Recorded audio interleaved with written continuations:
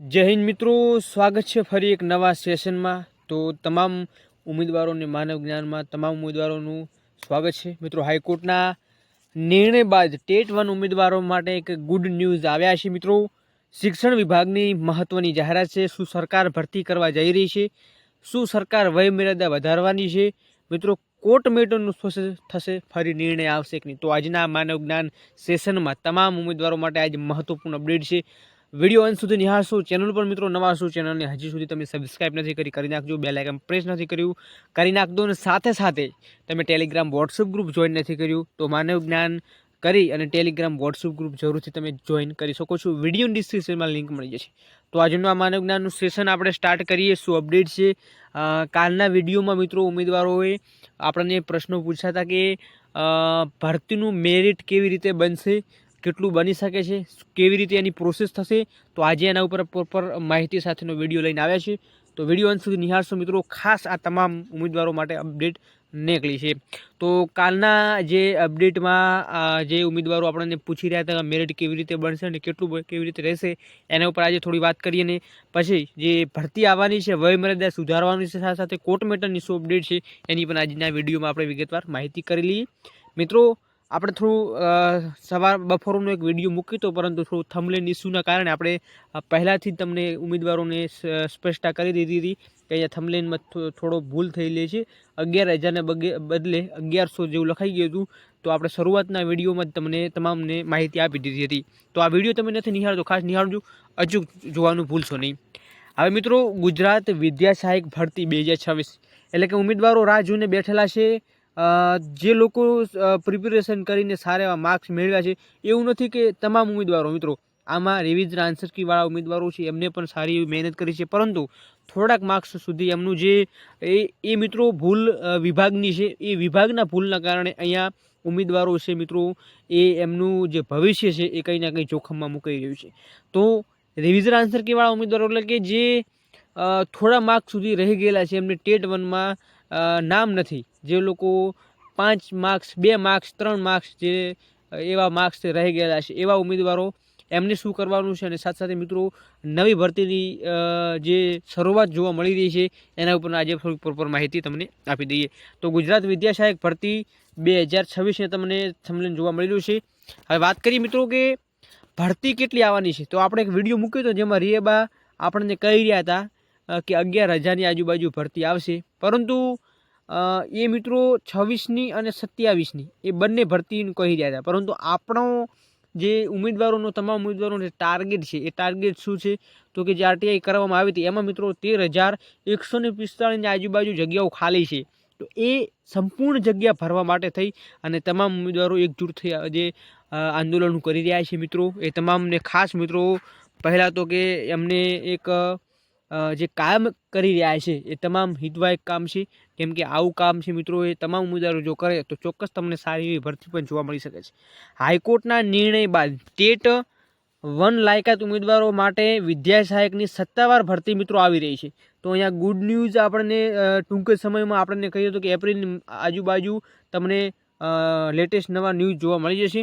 હાઈકોર્ટનો નિર્ણય એ છે કે એમને જૂન માસમાં હાયરિંગની અપડેટ આપી હતી, પરંતુ અહીંયા મિત્રો આપણને ખબર છે કે એપ્રિલમાં પણ એક હાયરિંગ છે। જો એ હાયરિંગની સાથે સાથે જો આ મેટરની જો ચર્ચા કરવામાં આવે તો એમાં પણ કંઈક મિત્રો ખુલાસો આપણને જોવા મળશે, પરંતુ એ આવનારો સમય બતાવશે, એનો પણ આપણે વિડીયો લાવીશું। પરંતુ હાલ ફિલહાલ આપણને ખબર છે કે જૂનની આજુબાજુ છે એ મેટર બાબતે અપડેટ એમને આપેલા છે કે જૂનની આજુબાજુ તમારું હાયરિંગ થશે। પરંતુ મિત્રો અમારો પ્રયત્ન એટલો રહેશે, સાથે સાથે વકીલોને મિત્રો નિવેદન છે કે થોડું ટાઈમ લઈ અને એ ટાઈમને ખેંચવામાં આવે। એપ્રિલની આજુબાજુ કે મેની આજુબાજુ જો હાયરિંગ જો મિત્રો ગોઠવવામાં આવે તો ચોક્કસ અહીંયા ઉમેદવારોને ફાયદો પણ જોવા મળશે। યોગ્યતામાં મિત્રો ફેરફાર થશે કે નહીં, મુખ્ય અપડેટ એ છે કે શું યોગ્યતામાં ફેરફાર થશે અને કેવી રીતે મેરિટ રહેશે એની પર થોડા સારા સમાચાર એ છે કે ટેટ અને ટાટ લાયકાત ધરાવતા ઉમેદવારો માટે યોગ્યતા અને વયમર્યાદા વધારવામાં આવી રહી છે એવા અહીંયા એક અપડેટ આવ્યા છે મિત્રો। 100% સાચા છે એક નથી, પરંતુ અહીંયા થોડા વયમર્યાદામાં છૂટછાટ આપવામાં આવે એવી પણ અપડેટ છે મિત્રો। એ ક્યારે શક્ય છે કે તમે ઉમેદવારો આંદોલનો કરી રહ્યા છે, હાલ ફિલહાલ ગાંધીનગરમાં પણ આંદોલનો જોવા મળી રહ્યા છે, જેના કારણે થઈ આવું આપણને અપડેટો મળતા હોય છે. બાકી તમે ઘરે બેસી રહો તો પછી અપડેટ ના મળે. બાકી ખોટી તમે જો બાકાઝીકી કરતા હો તો એવી રીતે પણ કંઈ ના મળે. એના માટે મિત્રો બહાર આવવું પડે. એના માટે સરકાર સામે આપણે લડત કરવી પડે અને લડત સ્વરૂપે આપણને કંઈક સારા એવા સમાચાર મળે. હવે યોગ્યતામાં ફેરફાર મિત્રો કંઈ થાય એવું લાગતું નથી. હવે ઉમેદવારો કહી રહ્યા હતા કાલના અપડેટમાં જ્યારે આપણે વિડીયો મૂક્યો તો એમાં અમુક આપણા ભાવિ શિક્ષક મિત્રોની કમેન્ટો આવી રહી હતી કે યોગ્યતા અને મેરિટ કેવી રીતે બનશે. મિત્રો હવે તમને થોડી ચર્ચા કરી લઈએ મેરિટ બાબતે અને થોડી આવશ્યક માર્કશીટની વાત કરી લઈએ કે તમારું ભરતી આવ્યા બાદ કેવી રીતે પ્રોસેસ થશે એની પણ થોડી વાત કરી લઈએ. તો ટેટ 1ની માર્કશીટ, સ્નાતકની માર્કશીટ, ગ્રેજ્યુએશન પીટીસી બીએડની માર્કશીટ, આ માર્કશીટ મિત્રો તમારે ચોક્કસ લાવવાની, એટલે કે તમારી પાસે ઉપલબ્ધ હોવું જોઈએ તો તમે શિક્ષક બનવા જઈ રહ્યા છો. એટલે હવે મેન ટોપિક મિત્રો એ છે કે તમારું મેરિટ કેવી રીતે ગણાશે.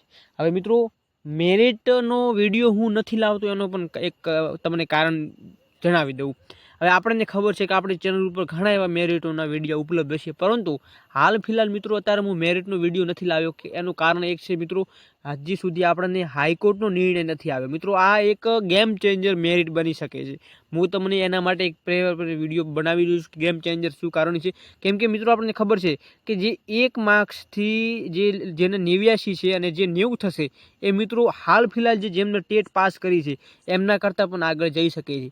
તો એનો પણ આપણે વિડીયો લાવીશું. એટલા માટે થઈ મિત્રો અત્યારે હું મેરિટ કોઈને ડિમોટિવ થઈ જાય કોઈ એના માટે થઈ અને આપણે વિડીયો અત્યારે મેરિટનો લાવતા નથી. એટલે તમામ ઉમેદવારો કાલે કમેન્ટમાં કહી રહ્યા હતા કે તમે મેરિટનો વિડીયો નથી લાવતા, પરંતુ મિત્રો એનું કારણ એ છે કે નિર્ણય આવે અને કેટલા ઉમેદવારો મિત્રો નવેસરથી એ ટેટ પાસ કરે છે તો આપણને મેરિટ લાવતા ફાવે. કેટલા ઉમેદવારો છે, સાથે સાથે કેટલા ઉમેદવારોનું લાયકાત અને સાથે સાથે એમનું જે બીજી ડિગ્રીઓ એમને જોડે છે, જે સ્નાતક છે, 12 પાસ છે, પછી કંઈ બીજા અલગથી કોર્સ કરેલા છે એવા એમના જોડે હોય તો મિત્રો એ તમામનો પ્રૂફ સાથે અને ટેટ 1માં કેટલા ઉમેદવારો એલિજિબલ છે એટલે કે પાસ થયેલા છે એ તમામનો એક આંકડો આવે તો આપણને મિત્રો એક મેરિટની પ્રોપર એનાલિસ કરતા ફાવે, જેનાથી આપણે ખોટા એવા ઉમેદવારો ને જે મહેનત કરી રહ્યા છે ડિમોટિવ થાય એના માટે થઈને આપણે મેરિટનો વિડીયો લાવતા નથી.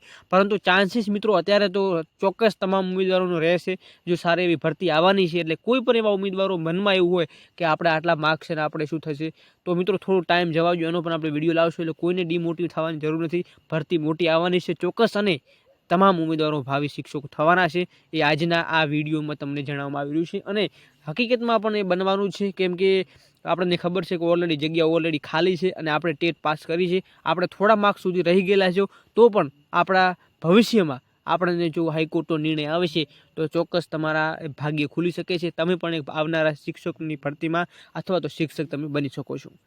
તો આ કારણોસર થઈ અને આપણે મેરિટનો વિડીયો લાવતા નથી, પરંતુ જે આવશ્યક માર્કશીટ અને સ્નાતકની માર્કશીટ અને પીટીસી બીએડ માર્કશીટ આવી તમારા નવી આવનારા ભરતીમાં તમારે લાગુ પડશે, એટલે કે તમારા પાસે અનિવાર્ય રહેશે. તો મિત્રો આજના વિડીયોમાં બસ આટલું જ. આજનો વિડીયો માનવ જ્ઞાન સેશનમાં આજ સુધી તમને કોઈ પણ માહિતી આમાં મળી હોય તો ખાસ મિત્રો ચેનલ સાથે જોડાઈ જજો અને ટેલિગ્રામ વોટ્સઅપ ગ્રુપ જોઈન કરજો. તો ફરીવાર મળીશું માનવ જ્ઞાન સેશનમાં. તો આજના વિડીયોમાં બસ આટલું જ. જય હિન્દ, જય ભારત.